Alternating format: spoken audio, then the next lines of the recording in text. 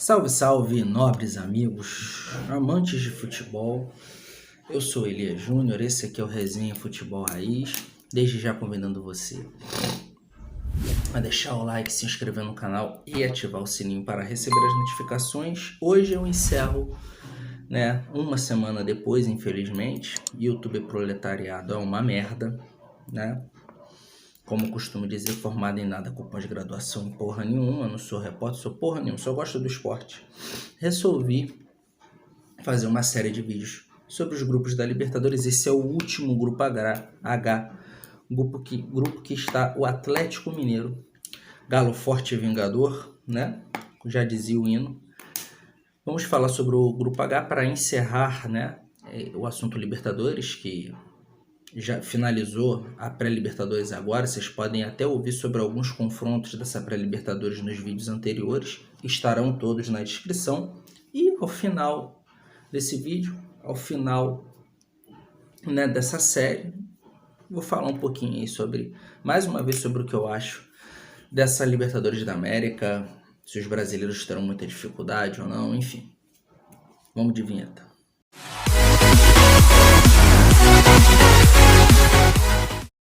Vamos lá, galera, vamos falar do Grupo H, um grupo que fecha os vídeos, a série de vídeos sobre Libertadores da América. Agora a gente vai abordar mais os confrontos, dos brasileiros, principalmente dos cariocas, Flamengo e Fluminense.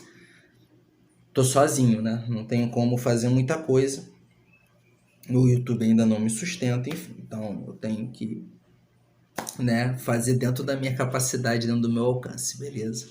Mais uma vez, pedindo o seu like, sua inscrição e ativação do sininho para que você dê uma força aí nesse trabalhozinho aí. Hoje é mais hobby, mas espero que um dia eu vire trabalho, ok? Vamos lá, então. Vamos começar com o Grupo H pelo cabeça de chave, como a gente já costuma fazer. Vamos falar sobre o Cerro Porteño, um dos clubes mais tradicionais do futebol paraguaio, ao lado do Olímpia. O Cerro Porteño que não tem título de Libertadores, mas tem 42 participações.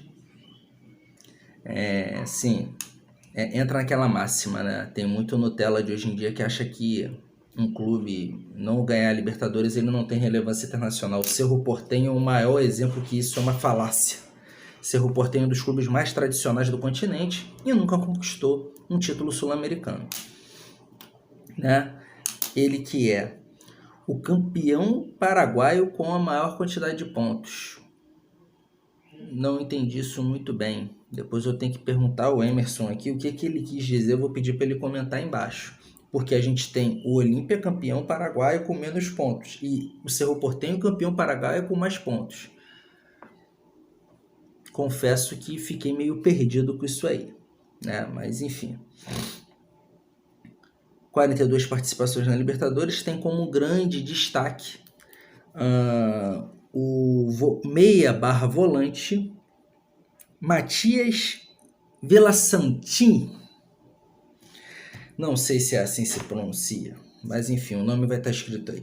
Matias Villasantin, ele que tem 24 anos, coisa rara, destaque jovem, 24 anos, volante, jogador volante/meia, Ou seja, só pela posição que eu descrevi, você já tem uma ideia que é um jogador mais de tratos à bola. Não é nenhum burucutu, sabe jogar, Jogador selecionável, tá? Paraguaio costuma ter frequência aí nas convocações da seleção paraguaia. Jogador interessante, com uma idade interessante.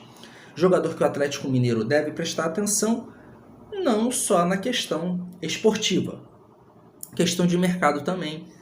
Toda vez que aparece um destaque jovem no mercado sul-americano, o futebol brasileiro, como a maior economia do continente, tem que estar ligado, tem que observar com carinho, porque como eu falei, é um jogador inteligente, jogador de tratos à bola, faz o jogo andar, é um jogador mais ou menos dentro da característica de um volante do Alan, do Atlético Mineiro. É esse jogador que é o motorzinho, é quem faz, quem distribui o jogo, entendeu? Então, pode jogar recuado, pode jogar como meia, é um jogador interessante, não só para o Atlético Mineiro, mas para outros clubes brasileiros também prestarem atenção nesse atleta, beleza? E agora vamos falar do clube Atlético Mineiro. Clube Atlético Mineiro, que se classificou em terceiro no Campeonato Brasileiro, está na sua 11ª participação na Taça Libertadores da América, com um título, tá? Assim, o Atlético Mineiro, embora seja a primeira força do grupo, tá? De novo, como eu falei do Boca, como eu falei do River e como eu falei do Flamengo, eu vou falar do Atlético. O Atlético Mineiro, ele montou um time tão forte, um elenco tão forte, assim como o Palmeiras também, que cair num grupo complicado, ter um rival do tamanho do Cerro Porteño no grupo, não é problema para o Atlético Mineiro. O Atlético Mineiro, ele montou um grande time. Embora o Atlético Mineiro tenha terminado a temporada em baixa, na temporada passada, se esperava o título, o Atlético Mineiro investiu para ganhar o Campeonato Brasileiro. Tanto é que o Sampaoli, quando saiu, já não tinha uma aprovação tão grande. E quando o Olympique de Marselha veio aqui levar ele, teve atleticano dando graças a Deus, né? O Sampaoli, que era o inventor da pólvora quando estava no Santos, ele mesmo. Apesar do terceiro lugar no Brasileiro, o Atlético Mineiro termina a temporada em baixa.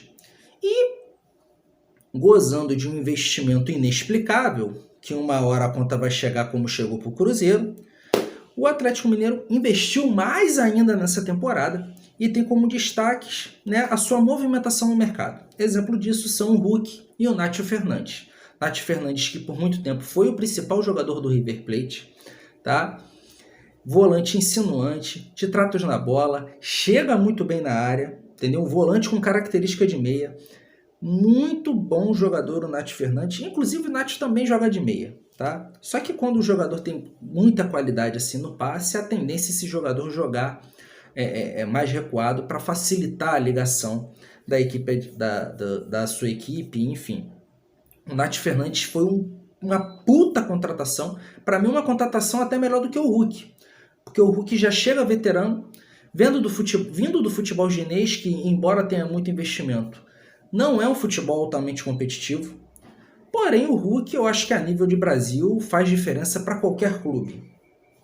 Muito provavelmente, se o Hulk fosse para o Flamengo ou para o Palmeiras, também teria vaga, também seria titular. É uma puta contratação. O Atlético Mineiro gastando os tubos para tentar ser campeão, entendeu? Não só da Libertadores, como brasileiro. Eu acredito que o brasileiro pro atleticano seja um objetivo até maior do que a Libertadores, devido, né, desde 1971 que o Atlético Mineiro não ganha. É um clube grande dentro do Brasil, é um clube que tem uma envergadura enorme. Porém, aquilo, Libertadores é Libertadores e ninguém quer deixar de ganhar, né? Ninguém vai focar o brasileiro para ganhar Libertadores e menosprezar a Libertadores. É mais fácil fazer o contrário. Porém, eu acredito que esse elenco encorpado que o Atlético Mineiro montou foi justamente para tentar competir nas duas e chegar nas duas.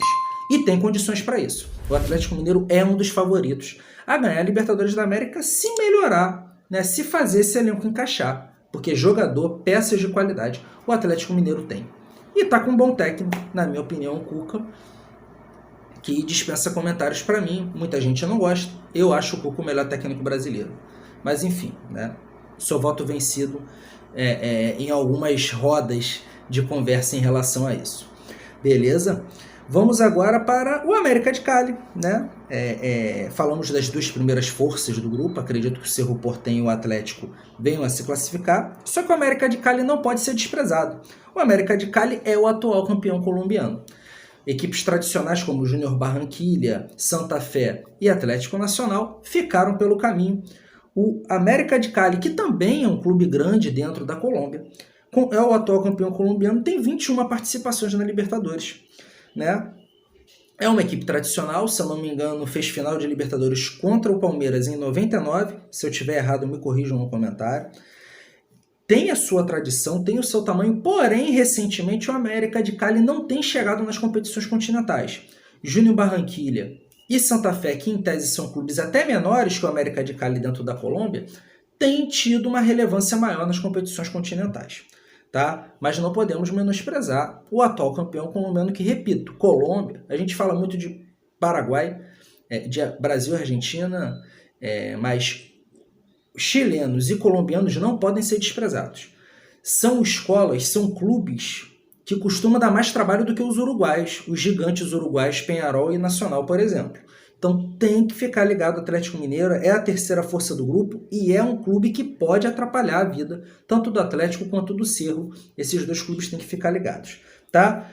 O destaque do América de Cali é o atacante Ramos. Adrian Ramos, o América de Cali é mais um que se movimentou no mercado e chamou atenção com a contratação do atacante Adrian Ramos, que passou a carreira toda na Europa, jogou muito tempo na Alemanha. O Adrian Ramos, que tem 35 anos, né? Impressionante como investimento é sempre um jogador velho. A América Latina virou um mercado secundário. A gente tem que começar a tentar prender os jogadores de qualidade aqui, porque quando eles saem, eles só voltam nessa condição. 35 anos, centroavante. Porém, ele tem uma certa versatilidade. Joga em todos os setores do ataque, porém, com a idade avançada, acredito que ele deva fazer mais a função de centroavante. Ok? Jogador que por muito tempo foi da seleção colombiana. Tem que prestar atenção nesse centroavante, pode dar trabalho aí para a zaga do Atlético. O Atlético que defensivamente, principalmente no período do São Paulo, estava sofrendo muito. O Cuca deve corrigir isso aí. Beleza? E vamos para o Deportivo Laguiara. Deportivo Laguiara, que eu nunca ouvi falar na minha vida. Que é o atual campeão venezuelano. Só isso. Mas convenhamos, né? Ser campeão na Venezuela não está dizendo muita coisa, não. Quarta força do grupo, com toda certeza. O União Laguiara está na sua segunda participação na Libertadores, ou seja, não é uma equipe tradicional nem dentro da própria Venezuela, que dirá fora dela, né? União Laguiara que conta com seu destaque, o meia Carlos Carmenho. Carlos Carmenho, meia de 25 anos, jovem, mas vamos ver como é que ele se sai na Libertadores, né? Porque se destacar na Venezuela não é muito parâmetro. Ele que é venezuelano, jogou a maior parte da carreira, né? Curta carreira, não saiu da Venezuela, rodou por clubes da própria Venezuela. Se eu não me engano, ele saiu para jogar no pequeno centro uma temporada, mas voltou rapidamente, enfim. Esse é o Grupo H, onde o Atlético Mineiro é amplamente favorito, seguido pelo Cerro Porteño, que deve pegar a segunda vaga. Beleza? Minha leitura geral sobre a Libertadores é o seguinte: apesar de Flamengo ter caído num grupo complicado, eu acredito que, tirando o Fluminense, todos os outros terão vida tranquila na fase de grupos. Apesar do Deportivo Del Valle ser um grande clube no Equador e a nível continental também, foi uma surpresa para mim o Grêmio ter caído e o Renato Gaúcho caído junto com ele, né? Pode ser tema até de vídeo mais para frente. Uma decepção, na verdade, o Grêmio sair. Acredito que mesmo em grupos complicados, os brasileiros consigam passar de fase. Inclusive o Fluminense, que para mim tem a missão mais difícil, tá? Para mim o grupo do Fluminense é o mais difícil da Libertadores da América, tá? Para os brasileiros, existe o grupo F, se eu não me engano, que é o único grupo que não tem brasileiro, né? Que não tem brasileiro e, assim, é um grupo bem equilibrado. Então, assim, talvez não dê para apontar o grupo do Fluminense como o grupo da morte, mas com certeza é um dos grupos mais difíceis da competição. É o brasileiro que vai ter que suar mais a camisa para passar de fase. De resto, eu acredito que em todos os grupos os brasileiros são a primeira força e devem passar com tranquilidade. Aí, entendeu? Minto. No grupo do Boca, me fugiu agora, vou até consultar aqui.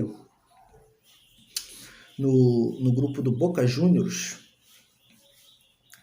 nós temos aí o Santos. O Santos deve ter vida difícil no grupo do Boca também, porque tem o Barcelona, que é um clube tradicional, tá? E tem o The Strongest, que é altitude, é complicado. Então, Santos e Fluminense têm missões difíceis na fase de grupos. Os demais devem passar com total tranquilidade e só começar a ter dor de cabeça com o adversário a partir do mata-mata. Beleza? Deixe seu like, se inscreva no canal e ative o sininho para receber as notificações. Tamo junto!